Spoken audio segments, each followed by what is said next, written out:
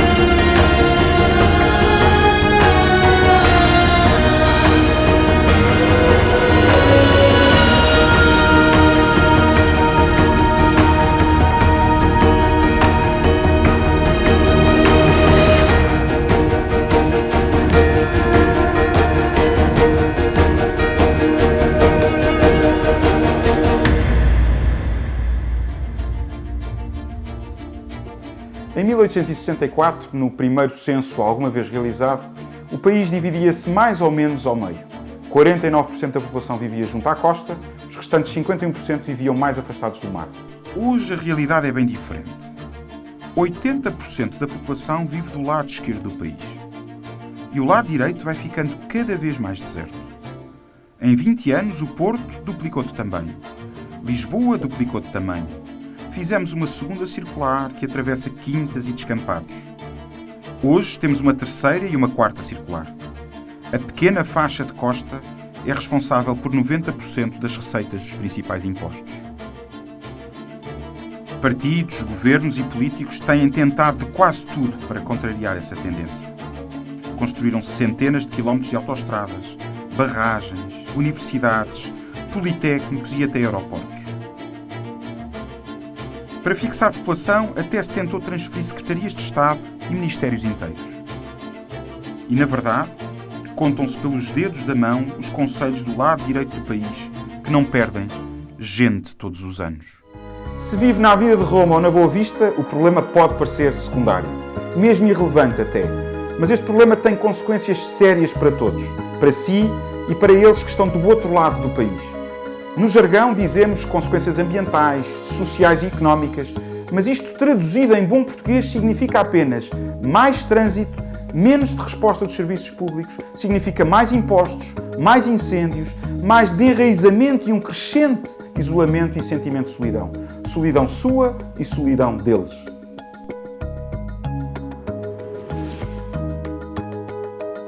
Nunca na nossa história tantas pessoas deixaram o lado direito do país.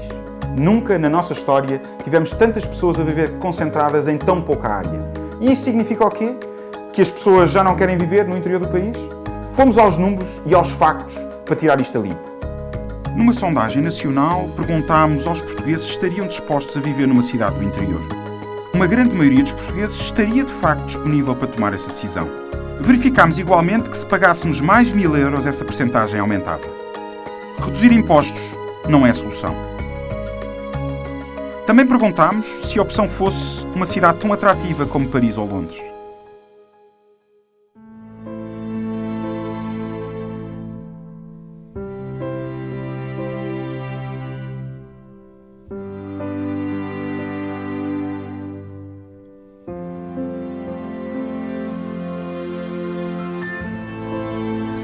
Diz-me uma coisa, tu nasceste aqui em Vendas Novas, mas depois és quase um cidadão do mundo. Conta-me um bocadinho por onde andaste e agora que estabilizaste aqui nesta terra alentejana. Então, Miguel, eu nasci aqui em Vendas Novas, nasci precisamente no Hospital Dr. Custódio Cabeça, que infelizmente hoje já não está em atividade. Vivi aqui até aos 6 anos com os meus pais e com 6 anos mudámos-nos para Macau, onde vivemos durante 4 anos. Eu tenho uma vida profissional que me permite-me trabalhar alguns dias a partir de casa, fazer algum homework, mas também passo muitos dias fora de Vendas Novas, portanto desloco-me ou para Lisboa, eu diria toda a região sul do país, para trabalhar, para acompanhar os projetos em que estou envolvido. O que é que era preciso para um concelho que está a 60 ou 70 km de Lisboa para atrair mais pessoas para este estilo de vida? Duas questões me parecem importantes. Primeiro, melhorar realmente a questão das acessibilidades, portanto, seja ela com maiores frequências em termos de autocarros e de comboios para Lisboa, que me parece que seria um fator importante para quem tem que fazer a deslocação.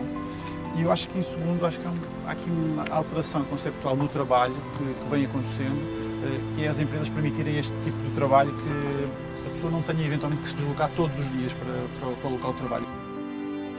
De facto, há uma mudança radical e nós não podemos desenhar cidades, desenhar território, desenhar sistemas de mobilidade sem pensarmos que o próprio trabalho vai mudar. A inteligência artificial, todas as dinâmicas hoje do mercado de trabalho vão impactar também na vida de todos nós. O Ricardo Videira, em Vendas Novas, explica que conciliar uma atividade profissional moderna com a vida no interior é possível. Mas os números dizem-nos que o caso do Ricardo é uma exceção. A maior parte das pessoas, mesmo aquelas que nasceram no interior, não pensam em voltar. Tem que haver políticas estruturantes, porque as pessoas não voltam não é porque não queiram. As pessoas não voltam porque as condições não estão lá. Eu realmente nasci no interior, nasci numa aldeia com menos de 2.000 habitantes, à beira do IP2, na altura não havia IP2. Sentiu que o facto de ter nascido no interior, numa aldeia tão pequena, lhe coartou algumas oportunidades, que estava em desigualdade de oportunidades em relação aos seus colegas que nasceram na grande metrópole, em Lisboa neste caso. Como é que vivia isso? Ou como é que sente isso ainda hoje? Só percebi isso quando aqui cheguei, porque antes... Não fazia parte desta rede? Eu, quando aqui cheguei, eu estudei na Universidade Nova e para mim a Universidade Nova, eu sabia que havia uma Universidade Nova, pensava eu que era em Lisboa, mas eu tinha entrado na Universidade Nova, na Faculdade de Ciências e Tecnologia, que era do outro lado da ponte. Nós não tínhamos essa informação. Hoje em dia já não é tanto assim, ainda que eu acho que as crianças, os adolescentes que vivem no interior, aparentemente têm o mesmo acesso à informação, porque hoje com a internet há uma grande ilusão de acesso à informação, mas não têm, porque fisicamente eles não sentem, não visitam. Não há uma relação epidérmica com essa realidade.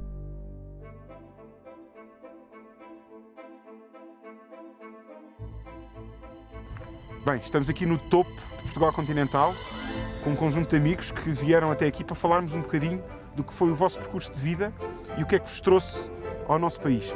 A pergunta que lhe faço é: o que é que a fez mudar de Moscovo para Portugal e, escolhendo Portugal, porque é que escolheu o interior de Portugal, neste caso, essa linda cidade da Covilhã? Sim, eu cheguei cá em 94, trabalhei na Universidade em Moscovo, mas os tempos foram bastante difíceis lá na Rússia naquela altura, então quando recebi um convite para o trabalho, para ser professora aqui na UNB, eu aceitei o convite e vim logo até a Covilhã.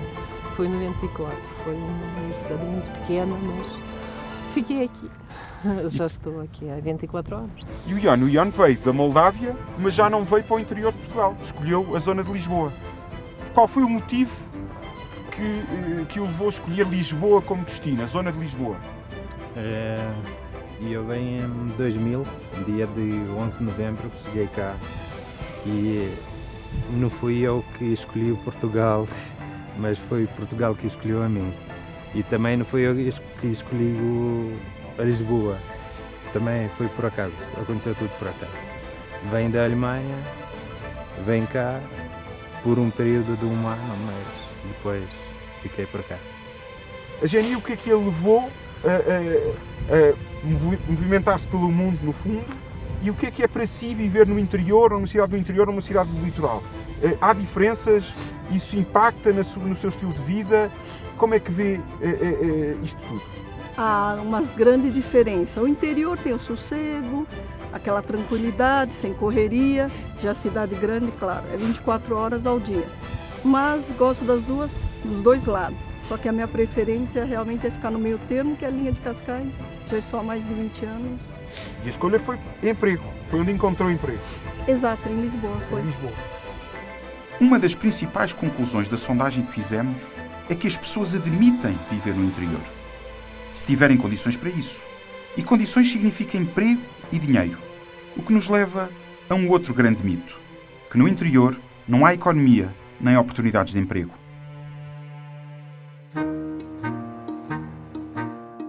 Eu só me vejo ficar cá em Covilhã se tiver alguma proposta de trabalho definitiva aqui.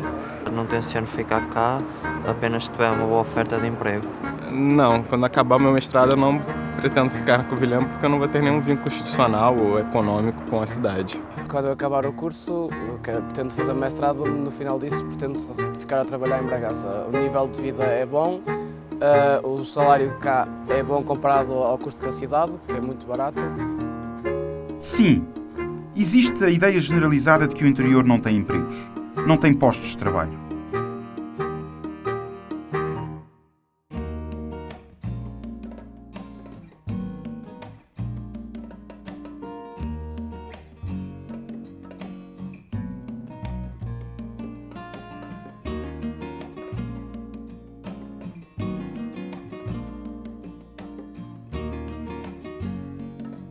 Alexandre, estamos aqui na herdade de São Miguel, uma herdade que produz vinho. Como é que foi este chamamento, há quantos anos e como é que nasceu este projeto? Eu comecei este projeto em 1997 e teve por base uma tradição de ligação à terra da minha família. O meu filho, que tu conheceste há pouco, é da quinta geração de agricultores. E eu senti que, mal tivesse as primeiras poupanças, queria investir em terra. E nessa altura comprei aqui a herdade de São Miguel. Mal me surgiu a oportunidade e vir para o Redondo, nessa altura, significava produzir vinho.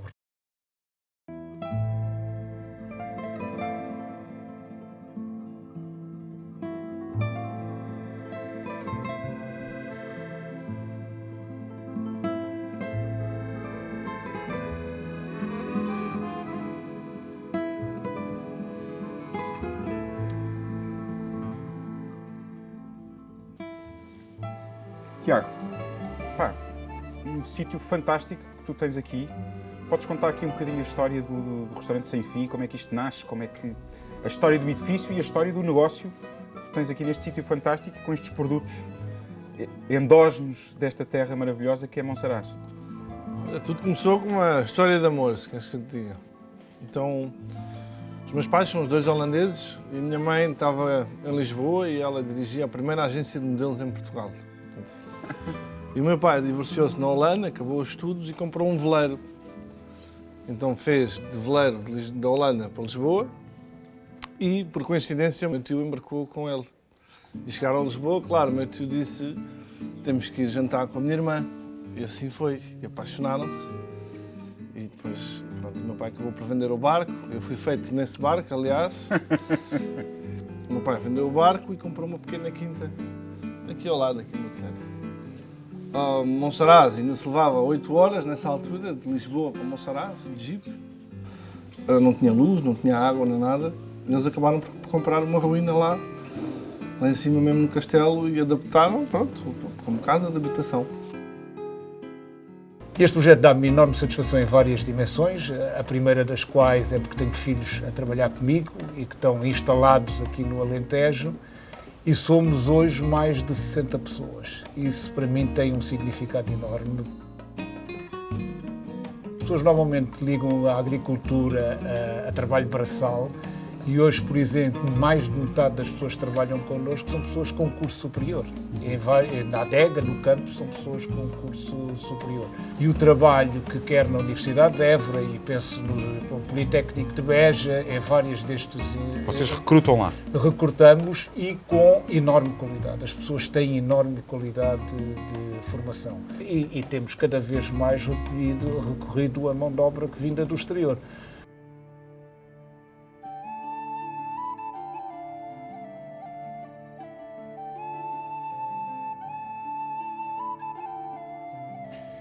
Hoje temos aqui nesta tertúlia o Miguel, que vive no Estoril, está baseado no Estoril, 5 filhos. É verdade.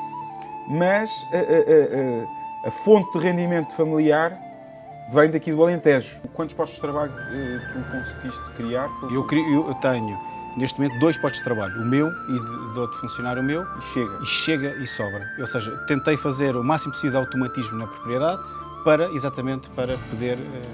ser fácil a uma pessoa conseguir tratar de tudo. E o automatismo vem, pelo menos na minha área de negócio, que eu por exemplo, consigo ter as câmaras a filmar as vacas, os parques dos animais, tudo. Eu cheguei a estar em Israel, a tentar vender animais e a mostrar as vacas em direto em Portugal. Ou seja, as novas tecnologias vêm dar uma ajuda ao negócio inacreditável. Fantástico. E tu, Tiago? Bem, da minha parte é difícil automatizar um restaurante. E não queremos continuar? A gente tem que haver cozinheiras, tem que haver pessoas para lavar a louça, empregadas de limpeza, empregados de mesa. E com o turismo a crescer, é preciso cada vez mais mão de obra.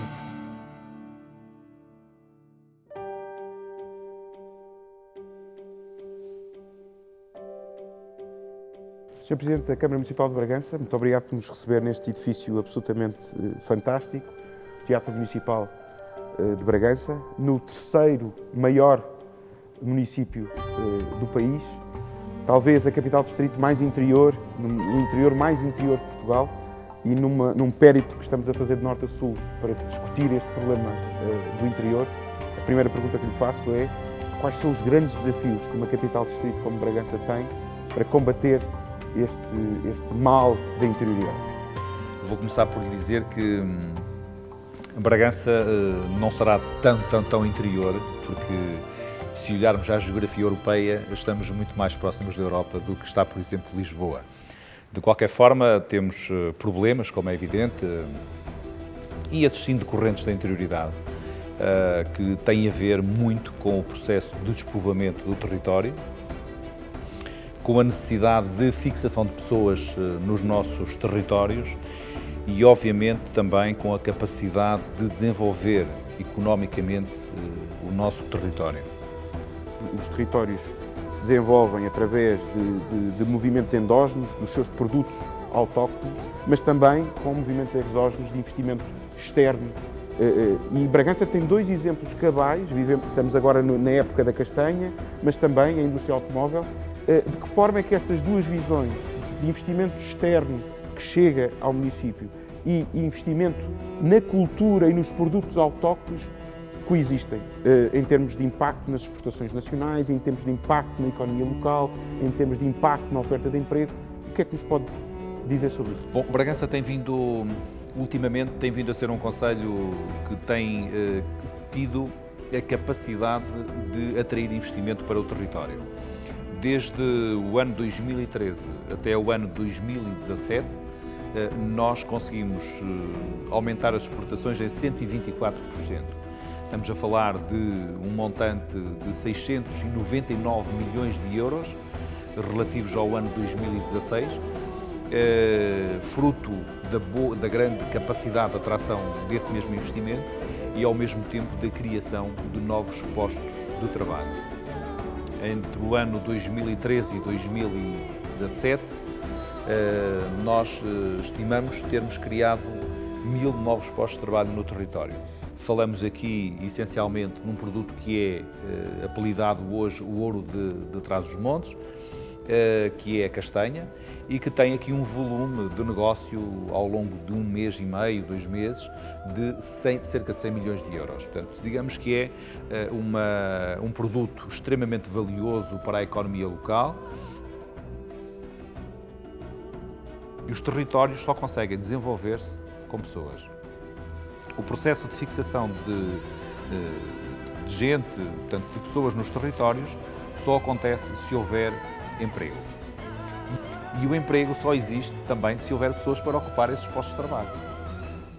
As pessoas cada vez viveram mais em cidades e convinha que Portugal tivesse uma rede de cidades médias e não tivesse só grandes áreas metropolitanas, mas depois é preciso perceber como é que se vai criar riqueza ou não diversificar completamente esses meios rurais. E quanto às áreas metropolitanas, eu vejo a área metropolitana de Lisboa e a área metropolitana do Porto como grandes áreas metropolitanas que têm que jogar o campeonato europeu, mal do país se elas não jogassem o campeonato europeu, mas depois estas áreas metropolitanas não podem esquecer o resto do país e têm que ter efeitos spillover sobre o resto do país, uma contaminação positiva para o resto do país.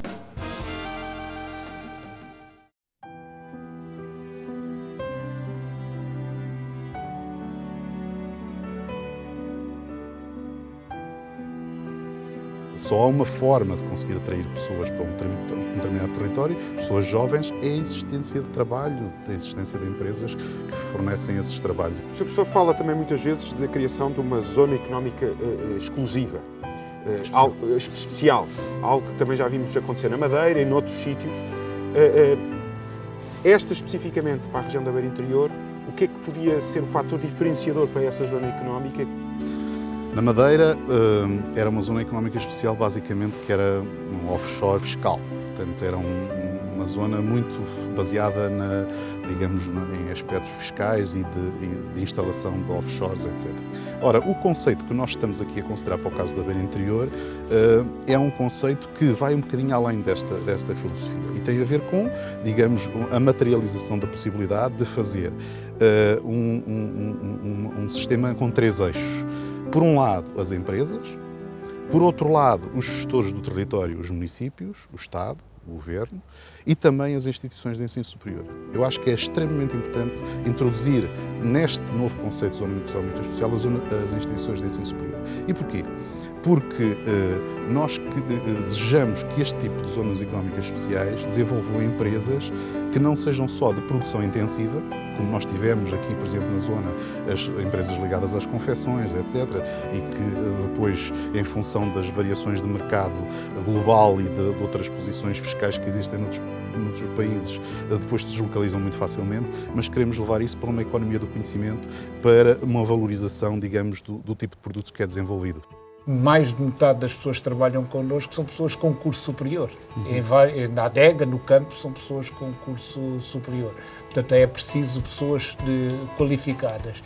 E aí teve uma enorme importância um projeto que o país desenvolveu há várias décadas, mas que vai tendo um efeito estrutural ao longo do tempo, que foi a descentralização das universidades e o trabalho que quer na Universidade de Évora e penso no Politécnico de Beja, vários destes... Vocês recrutam lá? Recrutamos e com enorme qualidade. As pessoas têm enorme qualidade de formação. Não há uma política coerente de, por exemplo, ligar o ensino que existe no interior com aquilo que os empregos do interior.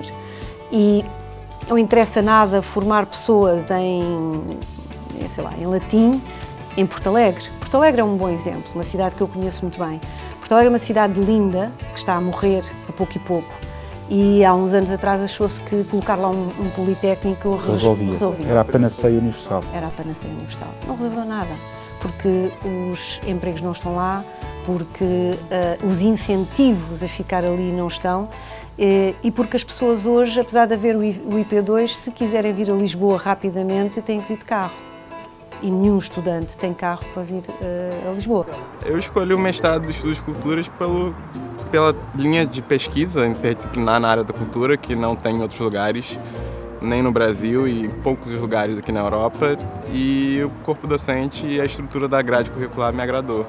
Assim, eu tomei este curso, ou escolhi esta universidade, a Universidade da Beira Interior, em Covilhã, porque primeiro pelo seu curso dinâmico, pelas várias cadeiras que ela tinha e oferecia, que me ajudavam a preparar em tudo o que era, na sua generalidade, design multimédia, desde o cinema, desde o design gráfico. Estou no mestrado de Ciência Política, já fiz a licenciatura aqui na Covilhã, foi a minha primeira opção e foi a minha primeira opção sobretudo pelo ambiente da cidade, pelo crescente bom nome da universidade, pela proximidade que eu sabia que ia ter com professores e colegas de turma, entre outros fatores. O principal objetivo de ter vindo para cá foi por conta do estilo de vida. São Paulo era meio caótico e aí eu tive essa oportunidade de vir me especializar na minha área, numa universidade boa e que tem bastante correlação com os estudos lusófonos e com países de língua portuguesa. Então, por isso que eu vim para cá. Eu vejo-me a vir para fora daqui. Quando acabar, não tenciono ficar cá? Não, quando acabar o meu mestrado eu não pretendo ficar na Covilhã porque eu não vou ter nenhum vínculo institucional ou econômico com a cidade. Creio que se houvesse uma política que permitisse às próprias empresas também, empresas que digam ali alguma coisa, empresas que façam sentido ali e que possam aproveitar as pessoas que existam ali. Recursos endógenos e conseguir sedimentá-los ali e que a partir dali possam crescer. Nós tocou num ponto estratégico para mim, que são os investimentos estruturais, investimentos também, muitos deles públicos, que de alguma forma servem de imã. Nesses tais investimentos estruturais, eu percebi das suas palavras que calhar faltou ferrovia, por exemplo, que daria outro espaço. Entende que estes investimentos que foram feitos nos últimos 30 anos, que no fundo permitiram aos autarcas fazer piscinas, fazer pavilhões de bombeiros, fazer estas coisas todas, mas que não seguraram ninguém, porque não é o pavilhão de bombeiros, não é a piscina aquecida, não é o auditório, o centro cultural que segura ninguém. É preciso emprego, é preciso massa crítica. O que é que sente na sua região que pudesse ser feito, ou em termos gerais, que pudesse consubstanciar esse investimento estrutural que podia ser feito no interior? Quem vai procurar estudar numa universidade ou num politécnico do interior é porque tem vontade de ficar mais ligado ao interior. E isso faria todo o sentido que conseguissem, inclusivamente, que as empresas apoiassem esses cursos, que apoiassem esses investimentos, para que as próprias empresas se sentissem parte desse projeto. Escolhi ficar em Bragança porque Bragança é um sítio acolhedor. Conheci aqui muita gente, trabalhei em associações, estive sempre inserido no mundo académico e gostei disso porque me ajudou no desenvolvimento profissional. Eu escolhi o Instituto Politécnico de Bragança por causa do curso, porque queria estudar Educação Social vi quais eram as escolas que tinham e concorri para aqui e entrei. Estou a estudar no IPB, Engenharia Informática, porque as propinas são baratas, a cidade é agradável, as pessoas são muito simpáticas e a qualidade de ensino aqui é muito boa. Eu queria experimentar algo fora e decidi estudar para fora e escolhi Bragança. Foi uma decisão assim. Eu tive a notícia que era o melhor instituto politécnico do país e vim experimentar.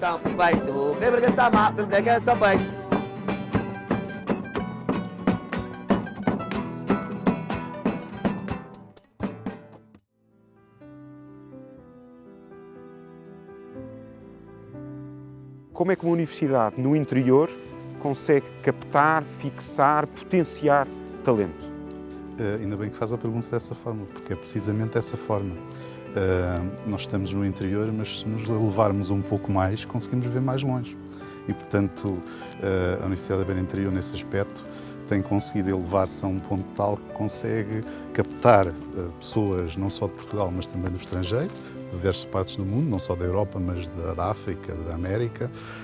E, portanto, é essa a forma como ela pode potenciar, digamos, também o seu futuro, não é? Pode o ensino superior contribuir para fixar empresas e pessoas no interior, como nos referiu, por exemplo, o reitor da Universidade da Beira Interior? Que papel tem a educação nisso? E os milhões que o país gastou nas últimas décadas em universidades e politécnicos no interior tiveram um retorno e o efeito desejado? E quando eu acabar, eu vejo-me a vir para fora daqui, de certeza, porque eu só me vejo ficar cá em Covilhã se tiver alguma proposta de trabalho definitiva aqui, mas não acredito que isso vá acontecer com a situação atual. Quando acabar, não tenciono ficar cá apenas se tiver uma boa oferta de emprego. Senão, acho que é uma cidade que não está muito evoluída. Não, quando acabar o meu mestrado eu não pretendo ficar na Covilhã porque eu não vou ter nenhum vínculo institucional ou econômico com a cidade. Sei, ainda possivelmente não, até porque a minha área não sei se tem muito impacto aqui, mas provavelmente em algum outro lugar da Europa, mas aqui em Covilhã talvez não. Quando acabar o meu curso, a minha vida de estudante, pretendo ir trabalhar mais para o litoral, Porto. Não sei, é uma coisa, ainda não decidi, mas tenho ideia de seguir quando acabar, queria tirar mestrado em Braga, experimentar uma cidade diferente, e depois posso voltar para Lisboa ou vir para cá, mas as duas hipóteses são 50-50, podia ser qualquer uma das duas.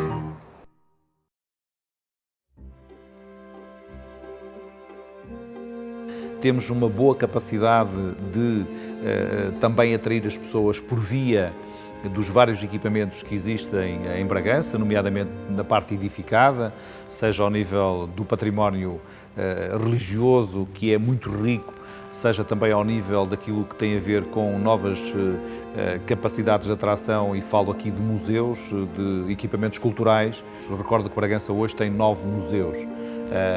É algo que vale a pena registar numa cidade de pequena, média dimensão como é Bragança, termos esta capacidade de oferta para o turismo cultural.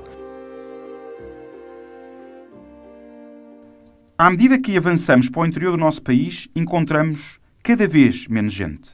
Chegados à Espanha, a realidade é bem diferente.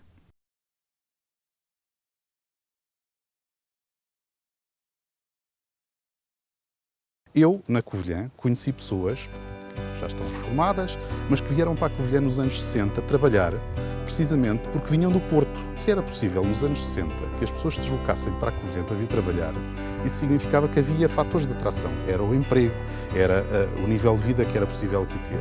E, portanto, nos dias de hoje, um dos fatores que pode conduzir a essa modificação e a levar com que as pessoas comecem a pensar em instalar as suas empresas aqui, porque isto deve ser não só para as pessoas que trabalham, mas também para as empresas, deve haver fatores distintivos que levem a que as próprias empresas considerem a sua instalação nestes territórios. Porque hoje em dia vive-se muito bem no interior, porque hoje em dia realmente não há transportes, não há ferrovia, mas há estradas, há as autoestradas e há a qualidade de vida. E as autoestradas simplificam nesse aspecto. E as pessoas hoje em dia, quem quer vir a Lisboa, vem de carro muito rapidamente. Não existe a facilidade para o dia a dia, isso não é possível. Mas quem vive no interior, e se houvesse esses empregos e se houvesse essas empresas que se fixassem aí, que depois ajudassem as pessoas a ganhar bem a sua vida, as pessoas ficavam.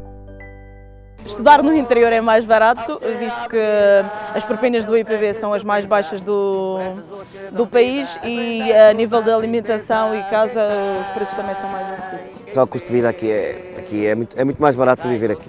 As casas são mais baratas, em termos de refeições e essas coisas, mas, por exemplo, eu tenho o exemplo de já ter jantado nas cantinas, ter comido nas cantinas de Lisboa, das universidades de Lisboa, e a diferença é o custo, é muito mais barato aqui comer aqui do que comer lá.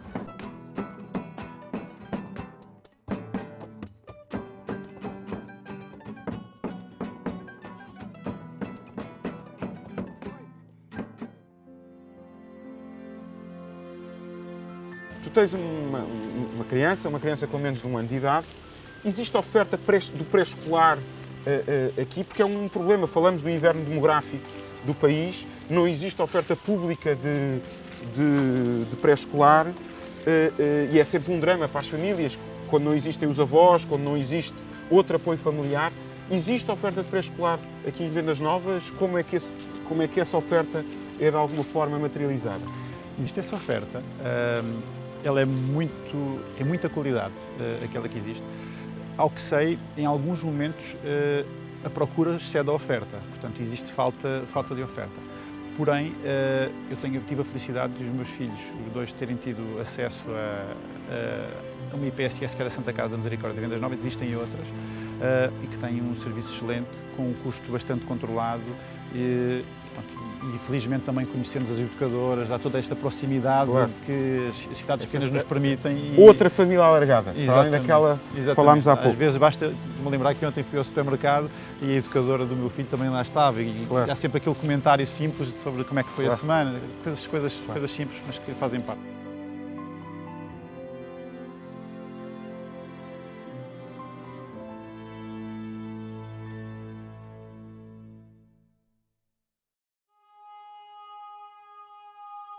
Quantas vezes por semana cá vens? É possível conciliar neste tal país que toda a gente fala, que um país do interior e do litoral, tão longe, tu disseste há pouco o tempo que demoras? É muito fácil. Tu vens quantas vezes por semana? Como é que é uma semana típica? Muito bem. Do agricultor Miguel? O agricultor Miguel, quando fazia exportações de animais, estava constantemente à procura de contactos novos, sempre com o telefone, sempre a enviar e-mails, sempre a obter resposta. E o agricultor Miguel fartou-se um bocadinho dessa vida porque estava a roubar qualidade de vida a mim e à minha família. Dependendo da altura do ano, venho mais vezes ou menos vezes ao Alentejo. Se é uma altura de sementeiras, venho regularmente. Venho 3, 4, 5 vezes o que for preciso. Numa altura uma altura normal, venho 2 vezes, 3 vezes, chega perfeitamente para gerir o negócio. É mais barato viver aqui? Consegue-se viver com qualidade de vida? De que forma é que vocês definem essa qualidade de vida? Eu acho que, além de ser muito mais barato, tem-se uma qualidade de vida muito maior.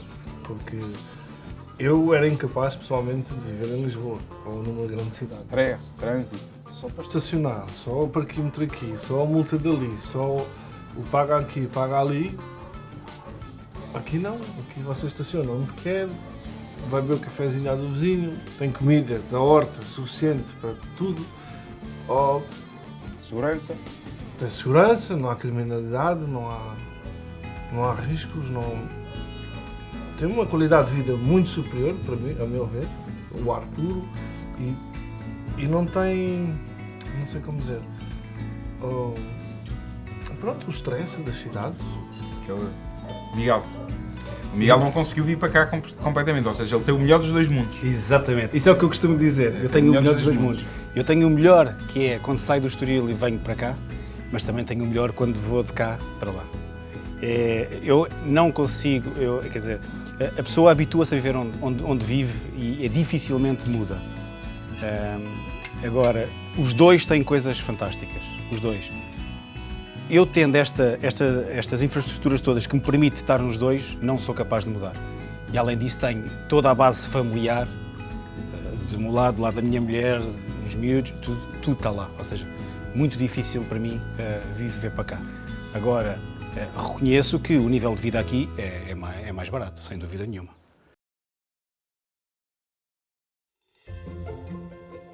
Estamos aqui no início do IC19, em Sintra, para perceber qual é o impacto em custo, em tempo e, mais importante, em qualidade de vida de uma família que todos os dias se desloca desta região da área metropolitana até ao centro da cidade.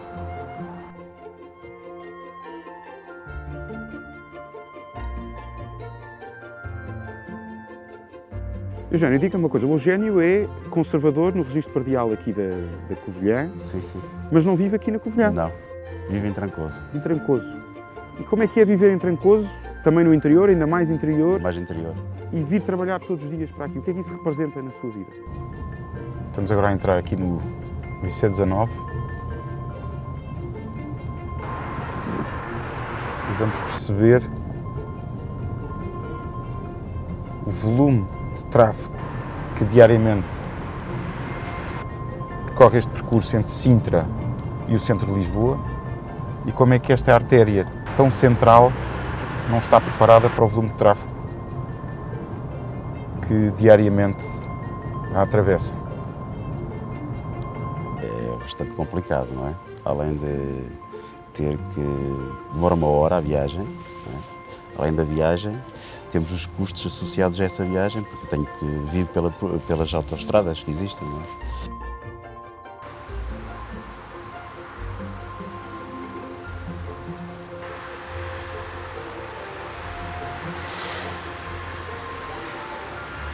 Isso representa o quê no seu orçamento mensal?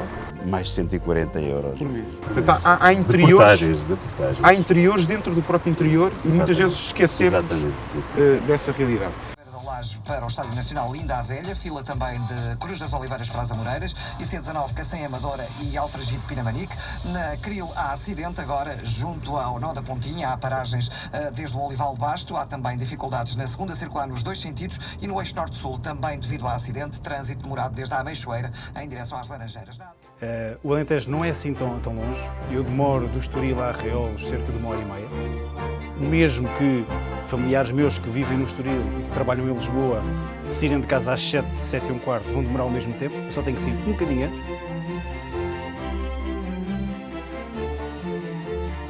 Chegámos à Radial de Benfica, 15 km, 50 minutos.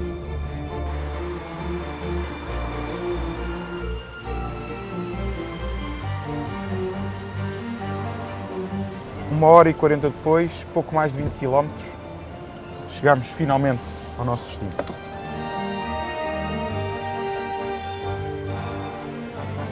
No interior há menos oportunidades de emprego, mas os ordenados pouco variam.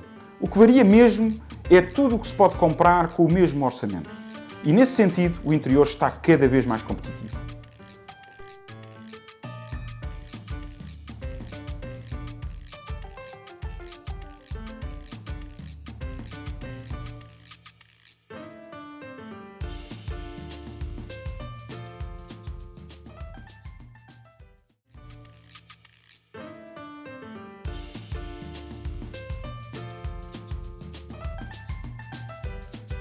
Estamos tão perto do mar e, no entanto, tão distantes, tão interiores na incapacidade que este território tem de encontrar novas dinâmicas de desenvolvimento. Nas últimas décadas, desinvestimos na frota pesqueira. A Nazaré não foi exceção. Por isso, a Nazaré hoje tem que encontrar no surf e noutras indústrias a capacidade de se reinventar para encontrar novas oportunidades.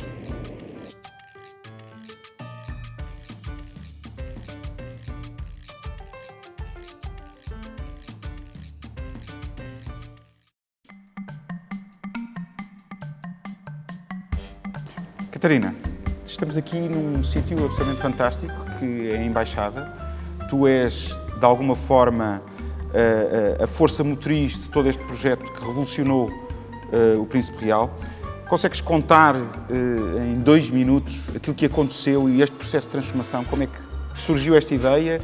Como é que conseguiste materializá-la para chegarmos ao dia de hoje com este dinamismo, com este cosmopolitismo, com esta força que nós vemos hoje no Príncipe Real? Bom, começou a ideia por trás de tudo isto, não é minha, é do meu chefe, que é o Anthony Lanier, que, casado com uma portuguesa, decidiu investir no Príncipe Real e tinha uma ideia mais ou menos louca de comprar uma série de edifícios uns ao lado dos outros, num conjunto que acabaram por ser 20 edifícios, aliás, agora já é um pouco mais. Sabíamos que era necessário reabilitar esta zona, mas que o processo de licenciamento ia demorar bastante tempo e usámos um pouco o modelo que havia nos Estados Unidos. A ideia foi fazer o que era possível ocupar, ocupámos, investimos pouco, porque a ideia era fazer uma reabilitação integral rapidamente, ou tão rapidamente quanto possível, mas imediatamente começar a ocupar estes imóveis. Hoje, quantas pessoas é que este movimento, quantos postos de trabalho gerou? Tens esses números? Não tenho, mas posso fazer uma estimativa. Aqui na Embaixada, por exemplo, só neste edifício, nós temos cerca de 20 lojas e eu diria, lojas e 2 restaurantes, eu diria que trabalham aqui mais de 100 pessoas. Claro. Têm de trabalhar. Isto replicado por dezenas de edifícios e depois dinâmicas que acontecem também fora da vossa empresa, ou não? Ou vocês contaminaram positivamente o bairro e contaminaram os bairros limítrofes e outras empresas estão também a investir e essa dinâmica acontece. Quem pagava mais no Príncipe Real no início eram lojas dos chineses. E vocês, mas pagavam muito mais. E vocês recusaram? Obviamente. Não queriam, não fazia sentido no vosso projeto? Porque sabíamos que sim, senhor, íamos ganhar até... Imagina, estou a dar por hipótese, nem estou a dizer que os números são os reais. Imagina que as rendas no Príncipe Real num resto de chão estavam a 15 ou 17 euros o metro quadrado. E uma loja do chinês oferecia-te 25 ou 30. Mas ia ficar por ali e não havia mais nada à volta, ia queimar à volta. Bom, eu acho que é muito difícil replicar exatamente este modelo. Estávamos a falar de... É preciso uma massa crítica, densidade, ter aquelas pessoas, uma equipa... Uma equipa polivalente, ou minimamente polivalente, para puxar o projeto para a frente. E depois precisas de pessoas, precisas de clientes, não é? E depois precisas de pessoas e de clientes.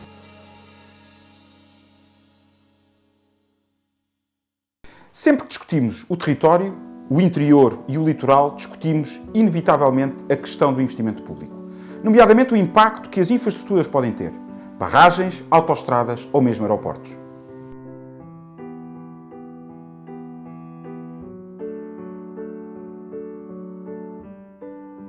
Esta infraestrutura, sem as suas ligações rodo- e ferroviárias, como bem dizes, e aqui estou a pôr a tónica no aeroporto, mas mesmo que não houvesse aeroporto, uma capital distrito necessita, para todas as suas componentes, económica, cultural, social, de ter acessos, porque os acessos são justamente aquilo que nos permite trazer e levar tudo, as influências, mas também as mercadorias, as pessoas, os doentes que têm de ir para hospitais,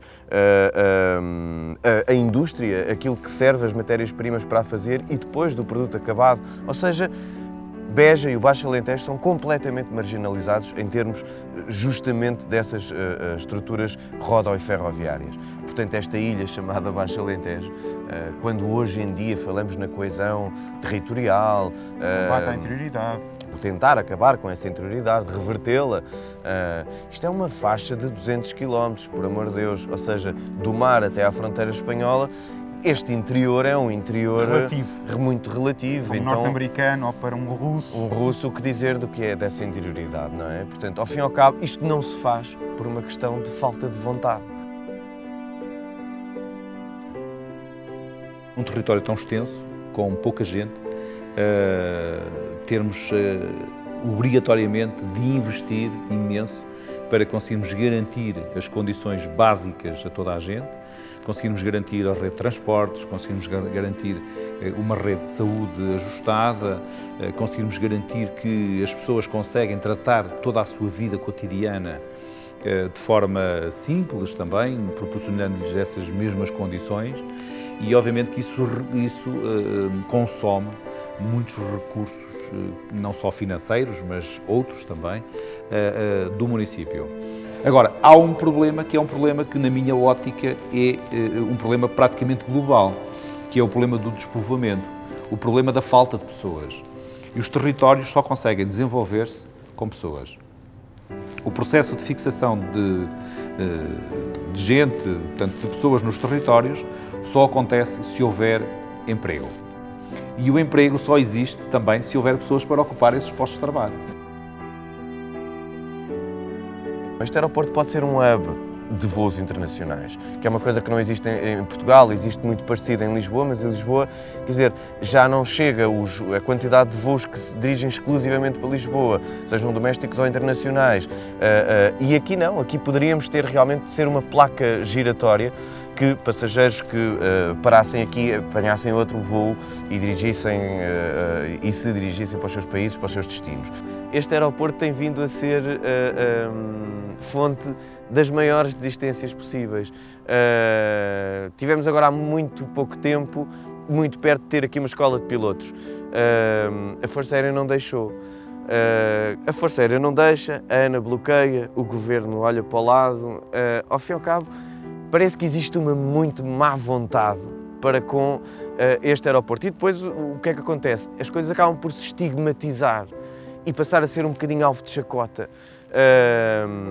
E depois, fruto de algumas reportagens sensacionalistas que foram feitas nas nossas televisões, passou a ser visto como uma espécie de elefante branco. Ora, este aeroporto é tão elefante branco quanto o Alqueva era elefante branco há uns anos atrás, quanto o Porto de Sines era um elefante branco há uns anos atrás.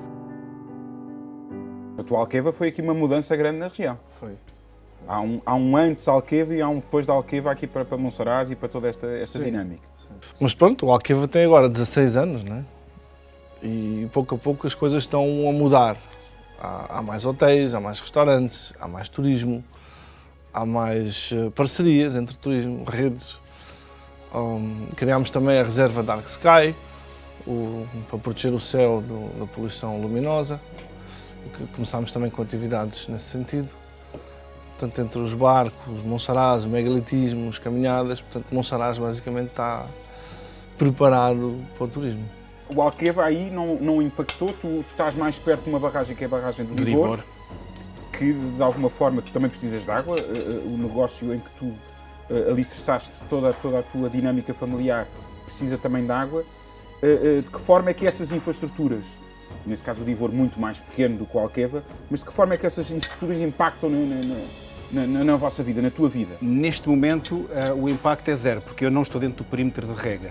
Mas o ser agricultor é esperar pacientemente. Nós esperamos que chova, nós esperamos que... Hoje em dia temos ferramentas que, claro, que não vão dizer amanhã vai chover e quantos litros chove.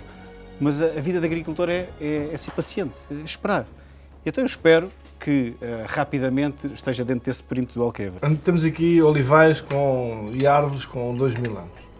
Bolas. Pode dizer que a azeitona sempre houve aqui, mesmo antes de Jesus Cristo. Agora com a água, que estão a crescer novos olivais, esses extensivos, tudo alinhado para poderem com a máquina, sim, isso está a aparecer mais, porque temos a água, né? Claro. Mas embora a azeitona sempre houve nesta zona. Sim, mas não desta forma intensiva. E a vinha. Claro. Fundos comunitários, que forma impacta na tua atividade? São algo que seria indispensável à tua atividade, ou hoje a agricultura é uma atividade que já funcionaria sem os fundos comunitários e eles funcionam só como catalisadores dessa atividade? Eu penso que, como hoje são encarados os fundos comunitários, os programas comunitários, e que têm basicamente três dimensões, pelo menos as que nós utilizamos, que é uma dimensão de apoio ao investimento em ativos fixos, uma segunda dimensão que é de qualificação, quadros e de toda a atividade, e uma terceira de apoio à internacionalização, tem um impacto muito relevante. E tem um impacto muito relevante porque os projetos agrícolas são projetos com fortíssima intensidade de capital e, portanto, que exigem um esforço financeiro dos empresários muito significativo e são projetos com retornos a muito longo prazo. Portanto, esta redução de risco, naturalmente, leva a ser um incentivo forte ao investimento. E numa altura em que o país precisou e precisa e continua a precisar de se virar para o exterior, e vender no exterior, o apoio à internacionalização tem também um impacto, porque facilita este investimento. E acelera. E, sobretudo, numa altura em que as empresas passaram por um esforço de competitividade, fizeram um esforço enorme para aumentar a sua competitividade. Portanto, eu penso que continuam a ser necessários. Agora, vale a pena, obviamente, fazer uma avaliação sobre a percentagem de apoio que é dada. As percentagens têm vindo a reduzir-se ao longo do tempo. Cada vez mais há apoios em termos de capital reembolsável, mas com juros muitíssimo baixos.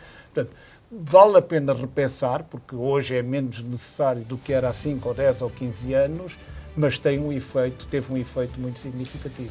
Nesta região em que tu estás a exercer a tua atividade, como é que estamos de infraestruturas de mobilidade, de transportes, para servir esta atividade económica que hoje prolifera, fruto também do Alqueva? Ferrovia, rodovia, como é que vês esta dinâmica estrutural em termos do Alentejo? Em termos rodoviários é excelente. Esse foi o grande investimento dos últimos 30 anos de Portugal. Ficou por fazer uma parte da autoestrada que ligaria à Beja e, portanto, que haveria condições para haver maior rapidez e a saída de produtos de outras condições em algumas zonas do Alentejo, mas a rede rodoviária é excelente. A rede ferroviária praticamente não é utilizada. Nós, neste momento, que temos ouvido falar e pensamos que vai para a frente este corredor que liga a Elvas e que vai ter um efeito em termos de exportação e que é fundamental para o país. Portanto, em termos de infraestruturas, o que toda a gente se queixa é a questão da eletricidade. E eu, como aqui na zona do Redondo e em Évora, o grande problema que nós temos é a estabilidade do abastecimento elétrico, da rede.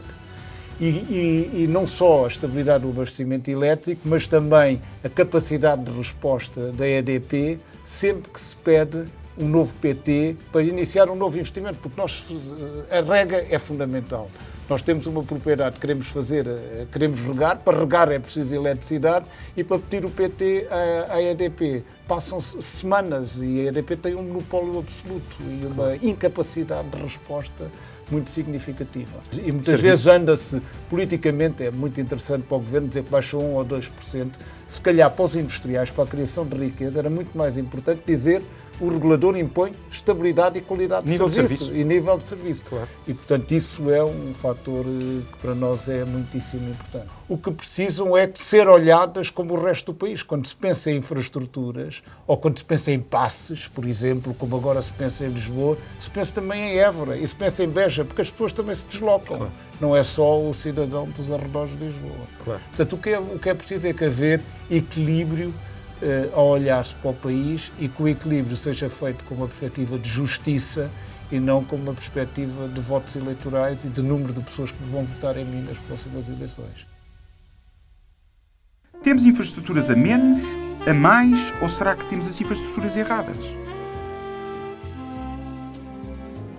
Quando a gente fala em autoestradas, a gente não pode esquecer que as autoestradas não é unidirecional, é para cá e para lá. E, portanto, quando se faz uma autoestrada pensando que chega a uma povoação ou a uma cidade e que isso facilita o desenvolvimento dessa povoação, há aqui um risco. Pode também facilitar a desertificação dessa povoação, porque a população que lá está, tendo meios de comunicação mais rápidos, vem trabalhar para outros sítios.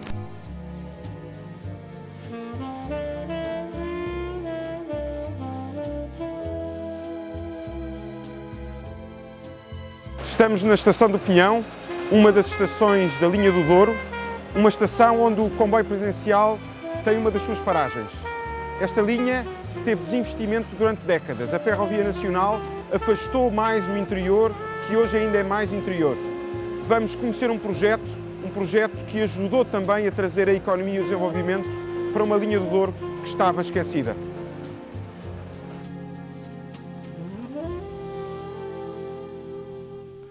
O país preferiu investir em autoestradas em vez de investir em comboios.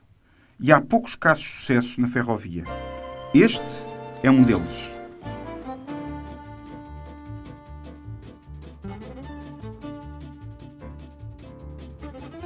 Para quem conhece a Rede Ferroviária Nacional, temos linhas absolutamente fantásticas. A linha do Douro, de facto, é território da Unesco, é um ex-libris, mas nós temos toda uma rede que está por explorar. Nós temos uma linha aqui bem perto de nós, no entroncamento, a linha da Beira Baixa, que é lindíssima, temos o Alentejo, temos o Algarve. Aliás, logo no início, quando, portanto, incluído no pacote de financiamento, foram realizadas uma série de viagens, uns passeios presidenciais que dão o nome ao projeto e à candidatura, em que nós percorremos em parceria com vários municípios do país, de norte a sul.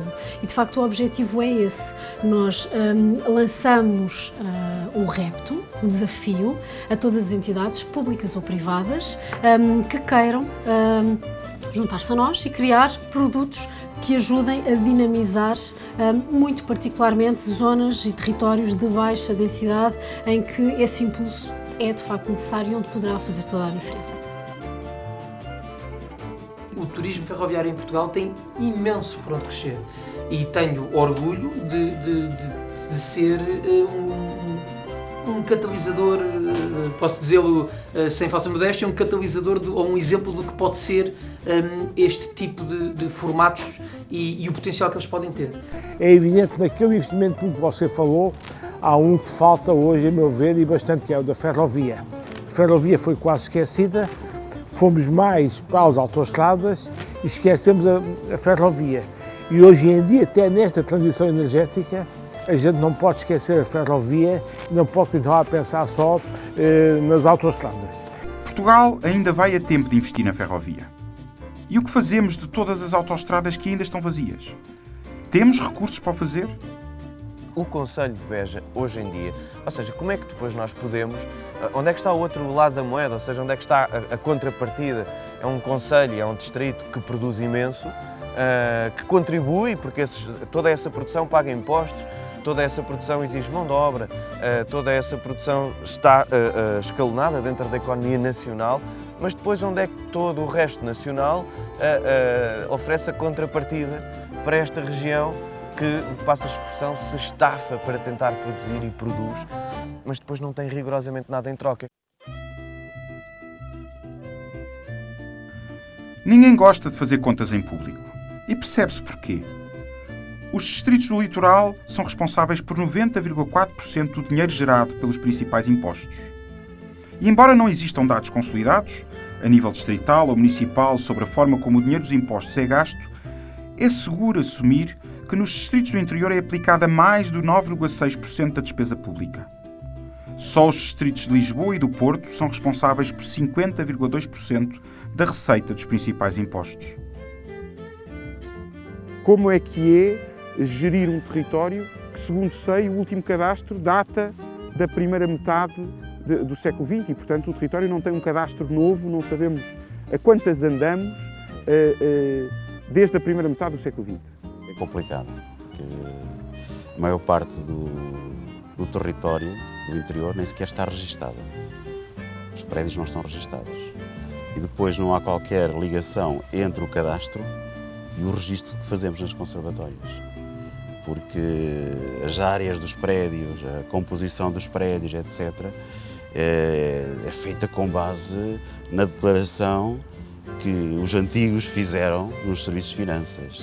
O que acontece é que as pessoas também, para pagarem menos de contribuição, da antiga contribuição, declaravam sempre umas áreas inferiores à realidade. Portanto, os prédios que temos na conservatória não têm nada a ver com a realidade, as áreas dos mesmos não têm nada a ver. Portanto, nós diariamente temos problemas com as áreas dos prédios. E depois, mesmo aquilo que estamos a fazer hoje, muitas vezes não coincide com a realidade. Porque não se baseia num cadastro, num mapa elaborado por técnicos especializados.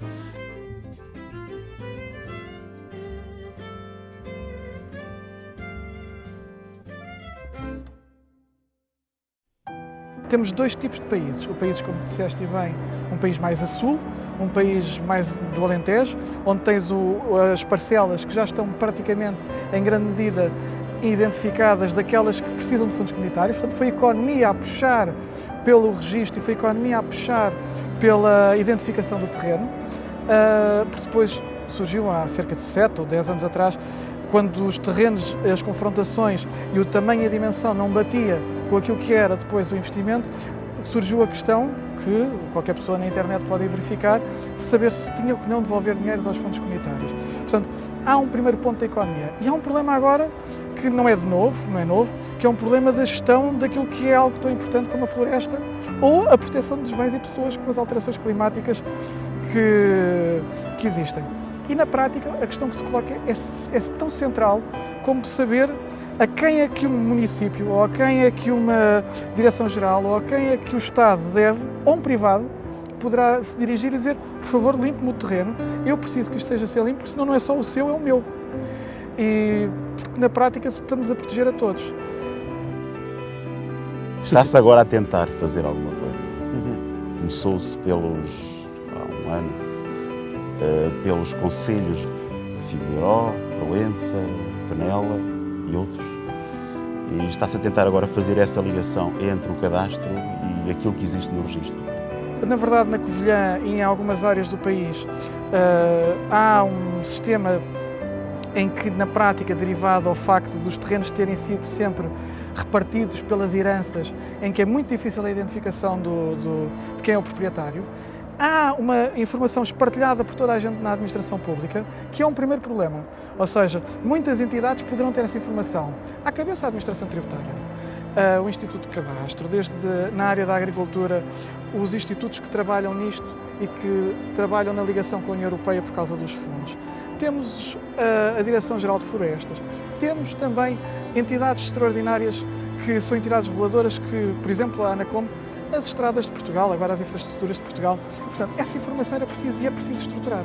Centralizar, está centralizar. completamente Eu se calhar diria, espartilhada e concordo, descentralizada. mas se calhar faria isto de uma forma com interoperabilidade, ou seja, o que é que isto quer dizer, este jargão, que agora toda a gente usa jargões extraordinários, que é blockchain, interoperabilidade, que são importantes, têm que ser aplicados na prática. Quer dizer assim, eu não preciso da informação, de retirar a informação de um sítio para o outro, eu preciso de organizar a informação toda num único sítio, de maneira a que o cidadão, quando olhe, consiga dizer, epá, eu, mesmo que eu ainda não tenha sido feito o registro, que é aquilo que o conservador te disse na Covilhã, pelo menos tenho uma ideia de quem é que é o proprietário daquele terreno. E a partir daqui, seja qual for a entidade que precise, pública ou privada, consegue, em vez de estar numa lógica de 50 ou 100 pessoas, podes reduzir para um conjunto muito mais pequeno de pessoas que possam fazer isto. Isto é essencial para o território. Claro.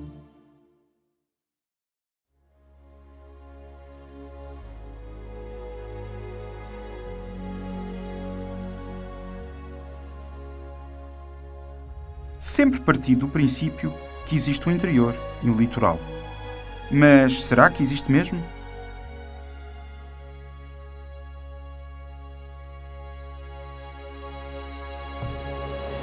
Tiago, depois daquele repasto fantástico naquele teu restaurante, estamos agora a bordo numa das tuas embarcações, de um veleiro clássico holandês. Vou fazer a mesma pergunta aos dois. O que é para vocês viver no interior? Para mim é a melhor coisa do mundo. O que é para si interior? Miguel, interior não é estar longe do litoral, até porque há muitas e muitas terras e aldeias e vilas que são litoral e que são muito interior. Nós temos hoje em dia locais do interior que se calhar estão mais perto do mercado europeu que os tradicionais locais do litoral. É um espaço de oportunidade, de gente trabalhadora, de gente afável e com capacidade de dar o melhor contributo para o desenvolvimento do país. Eu acho que não está diretamente relacionado com a distância ao mar. Eu vejo mais como um isolamento quase cultural. Vais encontrar alguns bairros em Lisboa, se calhar, que são muito interiores. Tens comunidades que estão muito fechadas sobre si próprias, que são guetos. Isso para mim é interior também. Não é fácil definir, dizia-me um grande empresário açoriano, dizer assim, interior sou aqui nos Açores, que estou a 3 dias de barco de mandar os meus produtos para a capital, que tenho que fazer a assemblagem de todos os produtos que eu produzo aqui nos Açores durante 2 dias para preparar, para se remeter por barco. Vocês estão a 6 horas, 8 horas de Madrid, que tem 6 milhões de habitantes. Os portugueses consideram que existe um interior e um litoral, mesmo que o país seja apenas uma pequena faixa de 200 km. Esta noção de interioridade continua a servir de desculpa para justificar a razão pela qual partes do país são menos desenvolvidas. O que não deixa de ser curioso se tivermos em conta todas as grandes cidades europeias que estão ainda mais distantes do mar do que, por exemplo, Évora. Para mim, neste momento, o interior significa casa, porque eu de facto vivo no interior, estou no entroncamento, não vivo no entroncamento, mas bem perto, para mim significa casa. Gonçalo, e para ti? Eu acho que o conceito do interior é completamente subjetivo. Acho que um país como Portugal tem todas as razões para fazer um esforço consciente de reposicionar o conceito de interior e litoral. Nós, na realidade, somos um país todo ele quase literal. Não há um interior em Portugal. Qualquer país que se atravesse em 2 horas não pode ser considerado interior e literal. Agora, sem dúvida que existe uma mentalidade de litoral e uma mentalidade de interior e que afetam várias decisões, nomeadamente onde se colocar uma empresa, onde viver. E viver no interior é viver num local que permite não ter tanta pressão nas infraestruturas, portanto estarmos mais à vontade, temos mais disponibilidade dos espaços para partilhar, por exemplo, este espaço onde nós estamos agora.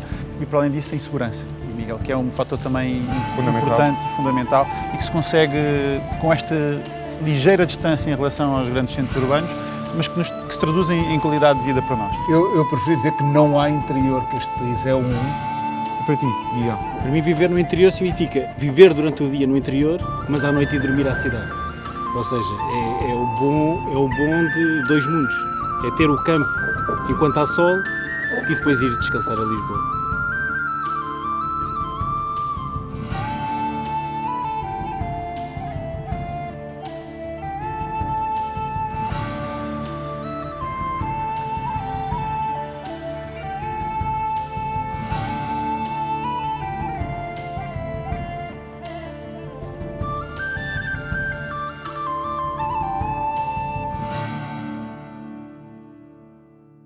O problema não é difícil de diagnosticar.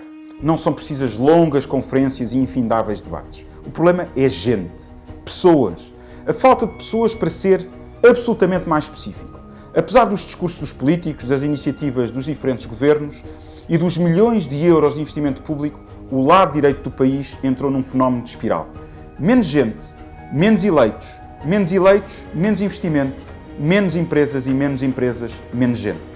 A principal causa do despovoamento do país é o próprio despovoamento em si e ninguém parece muito preocupado em mudar, seja o que for. Talvez o interior não exista mesmo.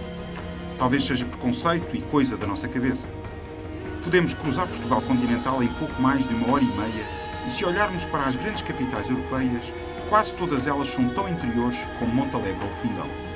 A verdade é que a distância para o mar se tornou numa boa desculpa para explicar e justificar a falta de desenvolvimento de quase 2/3 do nosso território. É no mínimo irónico. Ainda hoje continuamos à procura de terras, matérias-primas e mercados um pouco por todo o mundo. Talvez essas terras, essas matérias-primas, esses mercados e oportunidades estejam mesmo aqui ao lado.